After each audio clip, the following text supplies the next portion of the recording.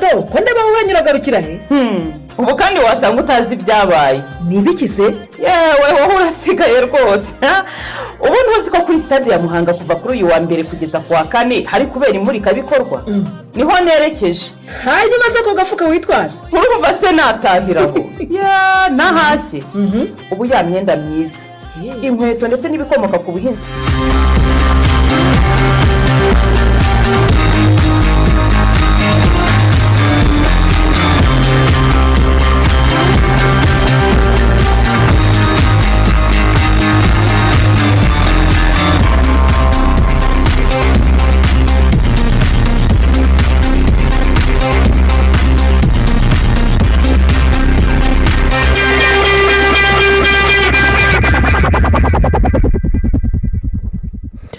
Igicamunsi cyiza mwese mwahisemo gutega amatwi radio gukivugira ku murongo w'105 n'ibice 9 y'uno umwanya w'amakuru ku buryo burambuye amakuru ari buze kugaruka ku ngingo z'ingenzi zitandukanye zirimo izuko hano mu karere ka Muhanga muri stade y'aka karere hafunguwe ku mugaragaro bityo kuri ubu ngubu akabaye kubera imurika bikorwa ry'abafatanyabikorwa bagize ihuriro ry'abafatanyabikorwa mu iterambere ry'aka karere JDF rifite insanganyamatsiko iti ubufatanye bwacu iterambere rirambye turibuze kujya mu karere ka Gatsibo mu murenge wa Murambi hari bamwe mu baturage bavuga ko bahangayikijwe n'ubujura bukabije bwo gutobora amazu hese iki kibazo gihagaze gute n'icyo ubuyobozi bubivugaho byose turibuze kubireba hanyuma tujye mu mujyi wa Kabarondo ubwo ari mu karere ka Kayonza abaturage n'abahagenda babangamiwe n'ikibazo cy'ikimoteri kiri muri uwo mujyi gihora cyuzuye bagasaba ko kwimurwa dore ko ngo giteza n'umunuko ukabije muri uyu mujyi wa Kabarondo turibuze no kujya hanze y'u Rwanda tubabwire ko ishyaka rya Likudi yatangaje ko Benjamin Netanyahu azongera guhatanira umwanya wa minisitiri w'intebe wa Israel mu matora ateganyijwe mu mpera z'uyu mwaka w'ibihumbi 2026 mu kanya ni ku buryo burambuye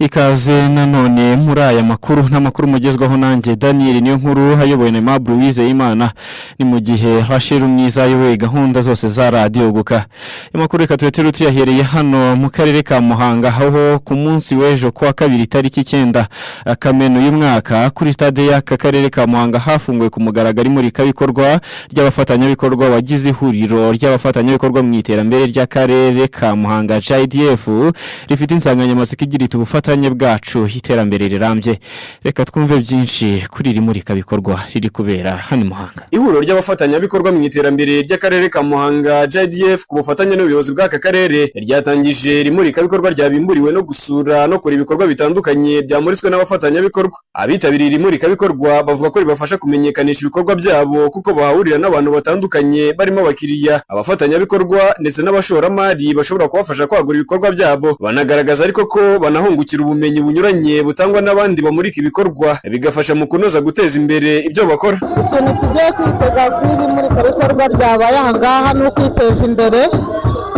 tugateza imbere n'akarere kacu ka Muhanga ikindi kiri muri bikorwa nuko rituma tuba twahuriye hamwe abantu batandukanye hirya no hino muri Muhanga tugahuza ibikorwa tukareba ibibura n'ibigiye gukorwa mu gihe kiri imbere iri muri kagurisha twitezemo byinshi kuko ibikorwa byacu byamenyekanye kandi tugomba n'ubucuruzi tugomba gucururizamo ndetse n'abantu bakatumenya n'iby'agaciro cyane nubwo iri murika bikorwa rifatwa nk'umwanya mwiza wo kumenyekanisha ibyo bakora no kubibonera isoko bamwe mu baryitabiriye bavuga ko bagihura n'imbogamizi zirimo kugera ku masoko manini ndetse no kubona ubushobozi buhagije bwo kwagura ibikorwa byabo ibigo by'imari guhura nabyo biracyagoye ariko nka leta icyo twayisaba yadufasha kuduhuza n'ibigo by'imari kugira ngo kampani yacu natwe ikure kuko urumva n'izo mbabura abazikora n'abakozi n'urubyiruko ruba rwabonye akazi wabonyemo akazi n'abakiri umushomeri agaruka kuri iki kibazo kibazo Pasiteri Innocent Maniragaba mu izina ry'abaje kumurika ibikorwa yavuze ko iri murikabikorwa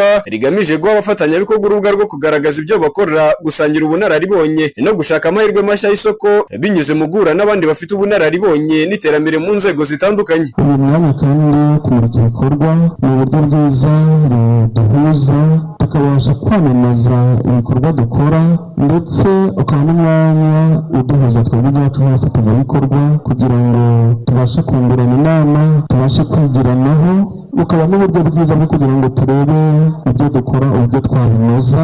Uyu mwanya kandi ari n'umwanya wo kugira ngo ibikorwa dukora mu bafatanyabikorwa batandukanye tubashe kwishakira amasoko, ariko namwe mudufashije kuko hari byinshi bikorwa bitabonye uburyo bwo kugera ku masoko ngo bibone uburyo bigurishwa, ntabwo byatanga cyangwa twagera ku ntego twifuza. Ari nako kandi tubasha gukomeza guteza imbere akarere kacu ka Muhanga. Imibare y'akarere ka Muhanga igaragaza ko igipimo cy'ubukene cyagabanutse kikava kuri 33% kikagera kuri 15%. Ibyo umuyobozi w'akarere ka Muhanga wungirije ushinzwe iterambere ry'ubukungu Bizimana Eric avuga ko byagezweho kubera ubufatanye bw'inzego zitandukanye n'abaturage, agasaba ko uwo mubano wakomeza kugira ngo akarere kagere ku iterambere rirambye. Ibipimo rero bigenda byerekana yuko kugeza ubu ngubu tugendeye muri ku murongo wo kudufasha kuvana abaturage mu bukene, 15% aribyo ECV yagaragaje yuko ari abaturage bavuye mu bukene, ari basigaye bangana na 15 bari mu bukene bavuye kuri 33.2. Ntabwo imibare yapfuye kwikora rero, niyo mpamvu iyo hataza ku bufatanye bwanyu natwe ntabwo dushobora kuba twaravuye kuri 33 ngo tugere kuri 15, aho navuga ko ubukene buhagaze kugeza ubu ngubu. Rero umukoro wacu n'ubundi turi aha ngaha nk'abafatanyabikorwa ni ukugira ngo nibura turebe ko twagabanya ubukene tukagera nibura kuri 5%, kandi birashoboka kuko imbaraga dufite ni twese turi aha ngaha, ni mwaje kumurika n'ubundi bigenda bigira impinduka ku baturage. Iri murikabikorwa ryatangiye kuri uyu wa kabiri rikazamara iminsi 4, aho ririmo kumurikirwamo ibikorwa bitandukanye birimo iby'ubuhinzi, ubukorikori, ubugeni, ubwiza n'ubuvuzi ndetse n'ibindi bikorwa bigamije guteza imbere imibereho n'ubukungu by'abaturage.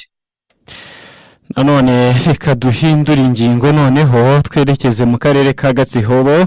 Bamwe mu baturage bo muri aka karere mu murenge wa Murambi bavuga ko bahangayikishijwe n'ubujura bukabije bwo gutobora amazu bumaze iminsi bugaragara muri aka gace, nk'uko Louise Mukanagengwa abigaragaza muri iyi nkuru ku buryo burambuye. Abaturage bo mu kagari ka Rwimitereri bavuga ko abajura binjira mu ngo zabo batoboye amazu bakiba ibintu bitandukanye birimo imyaka n'amatungo, ku buryo hari nabo basiga mu gihombo gikomeye. Bavuga ko iki kibazo kibangamiye umutekano wabo bidasize n'iterambere. N'amazu barahinga bagapfumura kwa Mukigihari barayipfumuye bamutwara ibintu byose byo muri butike bucya bamazemo, ntaho turi n'ihene mu gikoni baratwara. Imbwa yamotse ijya guhagarara ku irembo ngo dushyire mu gikoni, ni ukurara dushyira mu gikoni ukabona baba bafite n'ibyuma unavuze bakwica bose. Ikibazo cy'ubujura kirakabije, abantu baratwiba, urumva ufite agahene kawe agahene bakagatwara, anga inzu yawe bayipfumuye. Ikibazo cy'ubujura rwose kimeze nabi. Abaturage bavuga ko ubujura busubiza inyuma ibikorwa by'iterambere ryabo baba bamaze igihe bakorera, bagasaba ko bafashwe bajya bahanwa hakurikijwe amategeko ku buryo byatanga isomo ku bandi. Niba batwaye umuntu bagenda bamukatira n'amezi 16 nibura umuntu yahumekaho. Umujura bajyana nuko baje bamujyana nagaruke nicyo cyabuca akagumayo barabajyana n'ukwezi n'ubwatumara bakaba baramugaruye. Umuyobozi w'umurenge wa Murambi Ndayizeye Jean Claude avuga ko iki kibazo bakomeje kugikurikirana bafatanyije na polisi y'u Rwanda n'izindi nzego z'umutekano hagamijwe kugikumira no kugifatira ingamba zirambye. Turabizi duhora tubiganiraho nabo kenshi, ubujura bugiye buhari buto kesi zabonetse tugafatikanya na umuvugizi wa polisi mu ntara y'Iburasirazuba SSP Amuduni Twizeyimana avuga ko hari igihe abaturage babona uwafashwa akurikiranweho ubujura agaruka mu muryango vuba, ariko akavuga ko uwo yibye ari ugomba gukomeza gukurikirana dosiye y'ukekwaho icyaha kugeza agejejwe mu nkiko. Ushobora gutwara umujura ukamujyana kuri polisi cyangwa kuri RIB, ariko bibuke ko amategeko arubahirizwa, amategeko kandi agendera ku bimenyetso. Watwaye umujura usiga ibimenyetso bigaragaza icyaha akekwa kuba yakoze, icyo gihe aba ari umwere iyo nta bimenyetso bimuhuza n'icyaha akekwaho.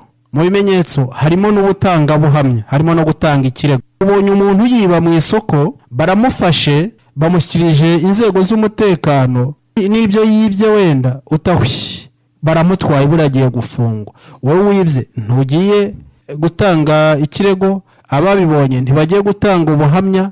Inzego z'ubugenzacyaha zifite iminsi zikwiye kuba zihagarika umuntu, zimarana umuntu. Iyo hatabonetse bya bimenyetso, wa muntu aba ari umwere, bashobora kumurekura. Abantu rero bamenye ko nabo ubwabo hari igihe batanga icyuho cyo kugira ngo abajura babe barekurwa. Imibare ya polisi y'u Rwanda igaragaza ko mu mezi 5 gusa mu ntara y'Iburasirazuba habaruwe ibyaha by'ubujura 443. Ni imibare ituma abaturage batandukanye basaba ko hakomeza gushyirwa imbaraga mu gukumira no kurwanya ubujura kugira ngo umutekano urusheho kuba mwiza. Polisi y'u Rwanda isaba ko abaturage birinda kwihanira ukekwaho icyaha cy'ubujura, kuko hari aho usanga bamwe bafashe umujura agakubitwa n'abaturage bikajyana n'ahasiga ubuzima, nyamara amategeko ateganya ko ukekwaho icyaha ashyikirizwa inzego zibishinzwe. Louise Mukantagengwa mu karere ka Gatsibo.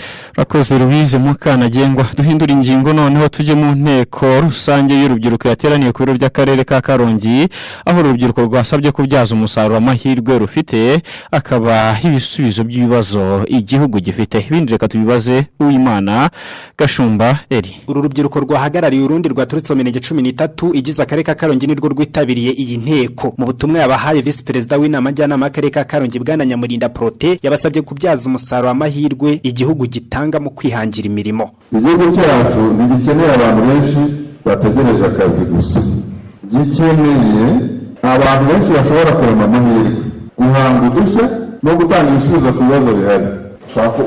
Guhera umuntu ku giti cye, dushobora guhera ku mashyirahamwe n'amakoperative, tugakora ibyo bintu tubona abantu bakeneye. Reka tujye ku ikoranabuhanga, ari naryo riri guhanga akazi gashya. Ubu dushobora gutanga serivisi zishingiye kuri interineti, kwamamaza ibikorwa hakoreshejwe imbuga nkoranyambaga.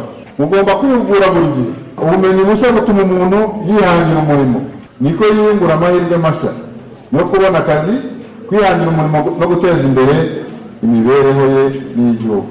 Ku ruhande rw'urubyiruko rwitabiriye inteko rwavuze ko rugiye gushyira mu bikorwa impanuro rwahawe. Bya mbere nuko ngiye kugenda nyine nkashaka imirimo, nkashaka ngo business nkihangira ku giti cyanjye, nyine nkazagenda nuzamukiramwo nko korora inkoko cyangwa nkahinga n'imboga n'andi mahirwe ashobora kuza, ariko nyine nicaye mfite ibyo narindi gukora. Urubyiruko ubona ko rufite imbaraga, rurakora, n'urudakora nyine ubona ikibitera ari ukwitinya no kujya mu biyobyabwenge bitari sawa cyane. Inama nabagira nyine nuko bakura amaboko mu mifuka bagakora kandi ntibitinye, nta kazi gasuzuguritse kabaho cyane ko kaba kinjiza. Mu guhanga udushya rero duhanga ukurikije n'ibyo ukora, hari amahirwe menshi cyane igihugu giha urubyiruko mu kwihangira imirimo, mu gukora mu buhinzi, mu bworozi, ndetse hari n'inkunga bagenda batanga. Izo ngizo urubyiruko rwaziheraho hanyuma rukiteza imbere. Insanganyamatsiko y'inteko rusange yagiraga iti uruhare rw'urubyiruko mu iterambere. Uwimana Gashumba Eri mu karere ka Karongi.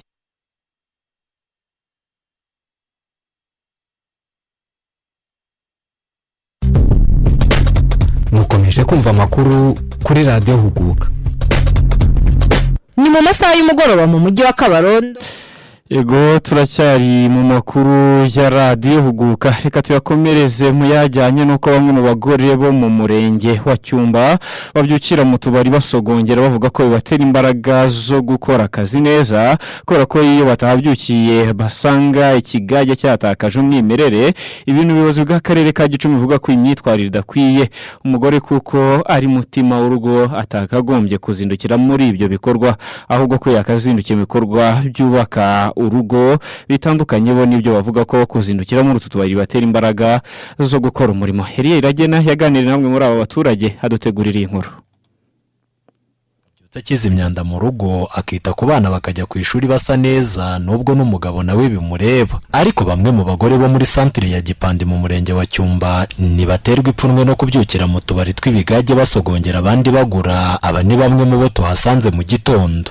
Naho wowe waje kwica akanyota none cyane none se ntibara mu nda n'inzara n'inyota byose tukamanda twasogongera tugahita tugenda nyine. none se ko baba bari kujya no kwahira ahubwo warabikoze kwahira, uzi kujya kwahira none utarasogongeye. none se baba bari kujya kwahira nyine bakanyura ku kabari bagasogongera bakajya kwahira. ubu nanjye ndi kugenda ahubwo. Aba bo bavuga ko biteye isoni kubona abagore babyukira mu tubari, ariko kandi bakavuga ko biri no mu biteza amakimbirane mu miryango. wabonye umugore kubyukira muri kabari nyine ngo ari gusogongereza ngo abone kujya gukora ntabwo ari umugore atungwa n'inzoga abagore barara muri kabari bari kunywa inzoga ahantu bibangamiye umuntu w'umugore yakabyukiye mu kazi kubyukira muri kabari ntabwo ari ibintu bizima pe nyine urumva nyine amasaha y'akabari ka mu gitondo ntabwo aba ari ibintu bizima. Umuyobozi w'akarere ka Gicumbi Nzabonima Emmanuel arasobanura ko imyitwarire nk'iyi idakwiye umugore kuko ari mutima w'urugo ariko kandi hari n'ingamba ku batubahiriza amabwiriza yashyizweho. Amabwiriza yacu nta ibyo ndetse n'amategeko ajyaho mu gihugu ari ibyiciro byose ariko nyine iyo ugiye kureba gusubira inyuma amateka ukareba imyitwarire y'ubundi y'abagore mu bihe yenda tubishyize mu byo by'utubari no kunywa usanga kenshi bitakwiriye ko umugore azindukira mu kabari by'umwihariko ariko iyo byageze no ku mugore noneho biba byabaye bibi kurushaho nubwo n'umugabo bidakwiye gushyigikirwa. Abagore akenshi ni ba mutima w'urugo hari izindi nshingano ziba zibareba nubwo n'abagabo nabari uko ntabwo ari byiza ariko n'abagabo si byiza turabizi ko arimo baduca muri humye bakabikora niyo mpamvu n'inama njyanama y'akarere ka Gicumbi yateranye gira ibyifata nk'amabwiriza agenga imikorere y'utubari. Ntabwo byoroshye ko wakumva ko umuturage yabyutse ariko ngo ajye mu mirimo azindukire mu kabari uwo muturage mu kanya mu masaa 4 saa 5 aba yamaje gusinda nk'ubuyobozi ari amategeko hano abasindira mu ruhame rero baje ngo turabizi niyo mpamvu twabiganiriyeho dushyira amabwiriza ndetse n'ibihano. Mu gihe bamwe mu bagore bavuga ko kujya mu kabari bibafasha guhangana n'ibibazo cyangwa gushaka imibereho, abahanga mu mibereho y'imiryango bagaragaza ko iyo bikorwa birengeje urugero bishobora gukurura amakimbirane mu ngo, kudindiza uburere bw'abana ndetse no gusenya icyizere hagati y'abashakanye. Ariho usanga abana bakura badafite uburere buhagije, abandi bagatakaza icyizere cy'ababyeyi babo kubera kubura umwanya wo kubitaho. Ngenderi Iragena mu karere ka Gicumbi. Akoze Iragena. Reka makuru avugwa hano mu Rwanda tuyasoreze mu karere ka Kayonza mu bijyanye n'isuku, aho umujyi wa Kabarondo uherereye muri aka karere abawuturiye n'abawugendamo babangamiwe n'ikibazo cy'ikimoteri kiri muri uwo mujyi gihora cyuzuye, bagasaba ko cyakwimurwa kuko kinateza ikibazo cy'umunuko muri uyu mujyi. Ubuyobozi bw'akarere bwo bukavuga ko iki kibazo bakizi kandi ko kigiye gukurikiranwa kugira ngo iki kibazo abaturage bafite kibashe kubonerwa umuturambye. Ibindi reka tubibaze Esther Kiresi. Ni mu masaha y'umugoroba mu mujyi wa Kabarondo abantu baranyuranyuranamo abandi bari mu mirimo yabo, ariko hari ikibazo cy'umunuko ukabije abahakorera bavuga ko babangamiye uterwa n'ikimoteri kiri muri uwo mujyi hagati, ariko ko bitagakwiriye ko icyo kimoteri kiba kirumbaraye aho hafi y'ibikorwa bitandukanye, basaba ko hagira igikorwa. Niyo imvura noroya ibintu bigoye nta buri mvura nabyumvise ubwo twasaba ko bashaka ikimoteri bagishyira hatari nyabagendwa gutya no mu isoko hagati gutya. Urabona abantu baba bagura ibintu n'ibindi barya, reba ikicuka nawe uri kubyumva. Ariko rero ntabwo ari byiza, twagiraga ngo wenda cyegere hirya hagana mu Kabanda, ariko none hano ku muhanda baraza n'ukura ko bari kuri mu isoko mbo kuwa 4 kuwa 5 byose bakororere hano imyanda yose byaba n'imyanda y'abana bitumye bayishyira hano. Ibintu bibangamye kuko nk'imvura iguye usanga umuntu ukomeza gukwirakwira imodoka itabaye vuba ngo hari ibihakuramo nyine nk'ahangaha urabona biba bibangamye abantu bashyira nko mu ndizi wenda yihariye. Birabangamiye kuko hano ni mu mujyi, dore ni mu mujyi mo hagati, hano ni ku murenge hano kuri polisi. Ubundi abantu bo baba bifuza ko byajya bihita bigenda cyangwa se bakagira ahantu babishyira hiherereye hataranga mu Rwanda. Umuyobozi w'agateganyo w'akarere ka Kayonza Hategekimana Fred avuga ko iki kibazo bakizi kandi ko kigiye gukemurwa vuba bidatinze nk'uko abigarukaho muri ubu buryo.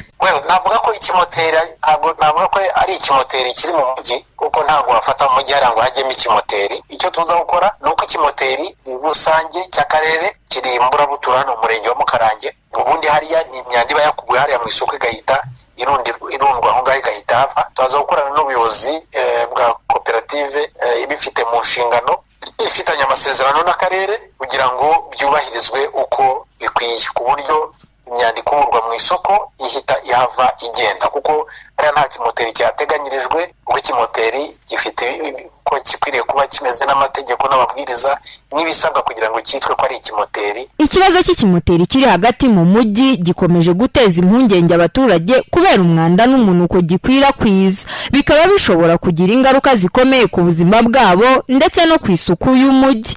Kuba kimaze igihe kinini kidakemurwa byatumye abaturage bagaragaza kutishimira uburyo ikibazo kirengagijwe. Ku ruhande rw'ubuyobozi bwatangaje ko bugiye gukurikirana icyo kibazo kugira ngo gikemuke burundu hagamijwe kurengera ubuzima bw'umuturage no guteza imbere isuku n'imiturire myiza. Esther Kirezi mu karere ka Kayonza.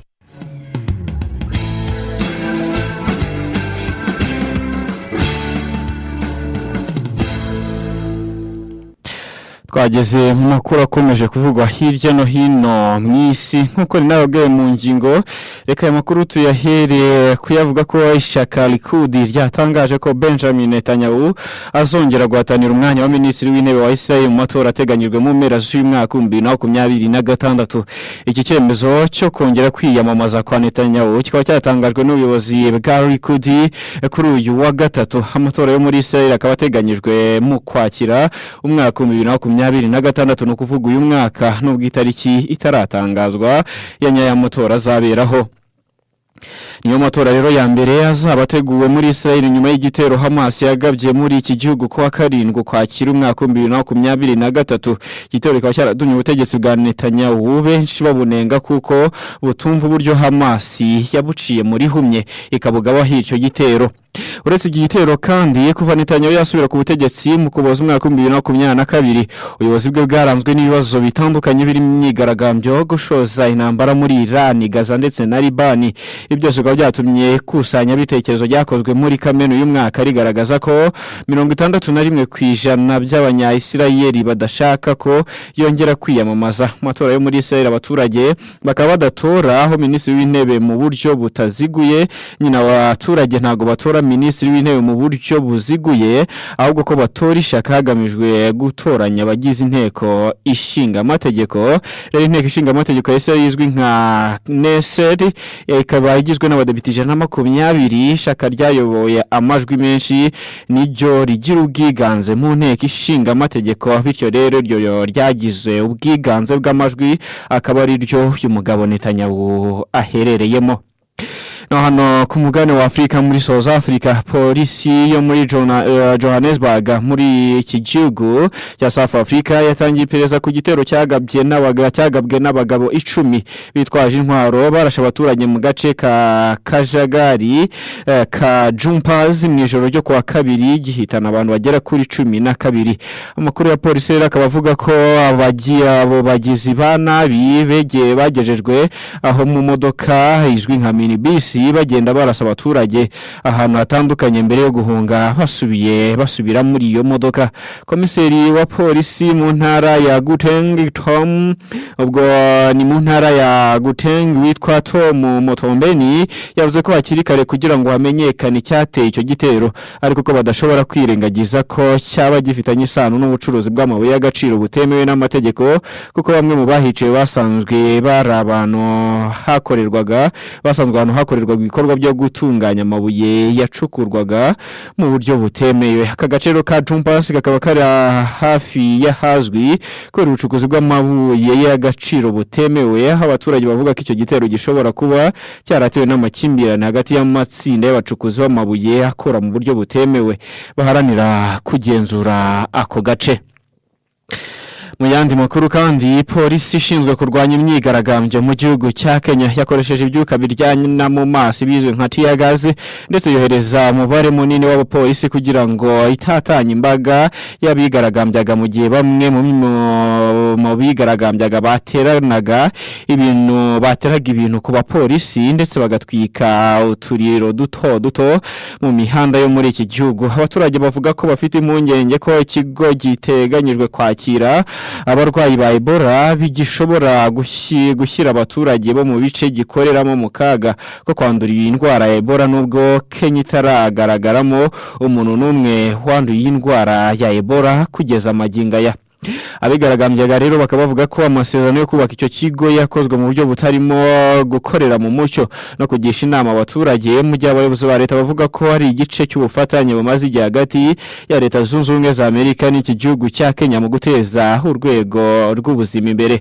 Hagati aho rero igihugu cya Uganda cyo kibarizwamo abarwayi ba Ebola 19 kuri ubu ngubu nibo barizwa muri iki gihugu. Ibintu byatumye ibikorwa byo gukumira ikwirakwira ry'iyo ndwara mu karere bihabwa umwihariko mbese bigakorwa mu rwego rwo hejuru nk'uko rero bitangazwa n'itangazamakuru ryo muri Kenya.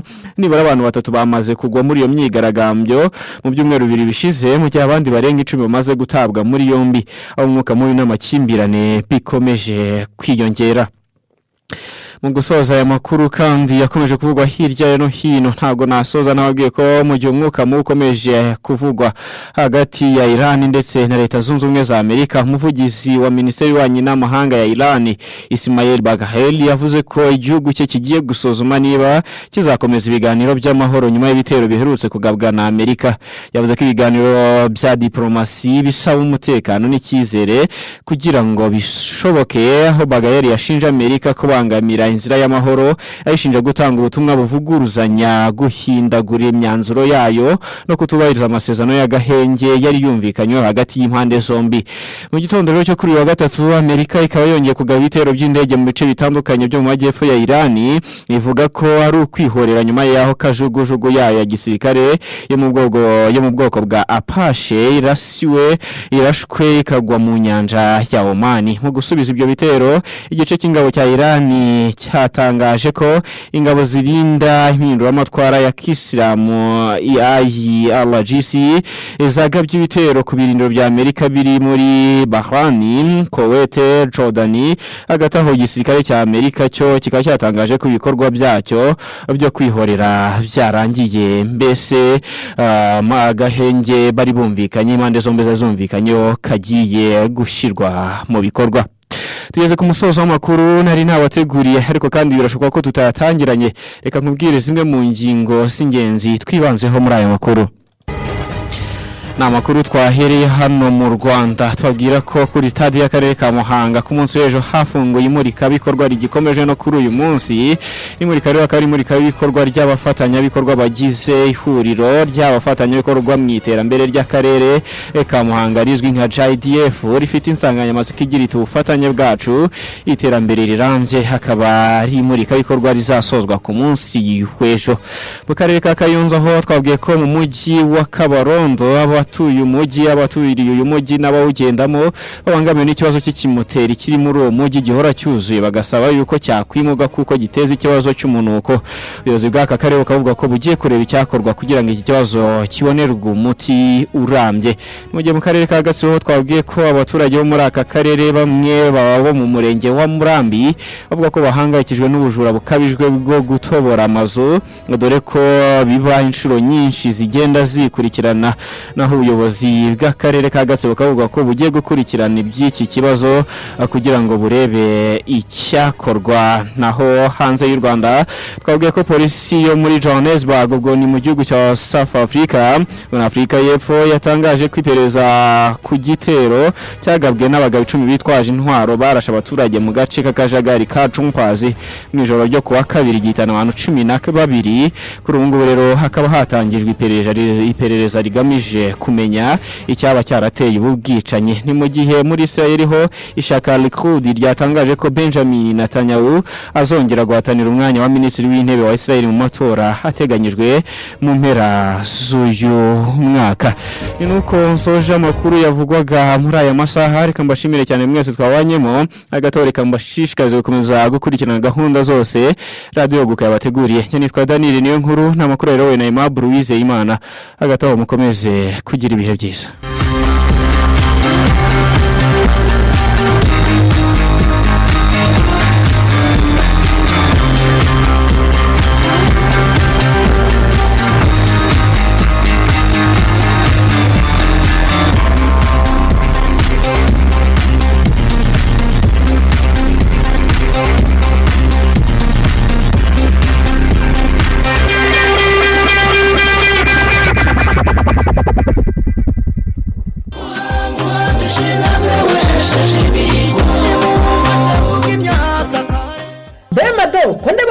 bizagarukira he? ubu kandi wasanga utazi ibyabaye. Ni ibiki se? Yewe wowe urasigaye rwose. Ubu ntuzi ko kuri stade ya Muhanga kuva kuri uyu wa mbere kugeza ku wa kane hari kubera imurikabikorwa. Niho nerekeje. Hanyuma se ko gafuka witwara? Urumva se natahiraho. Nahashye.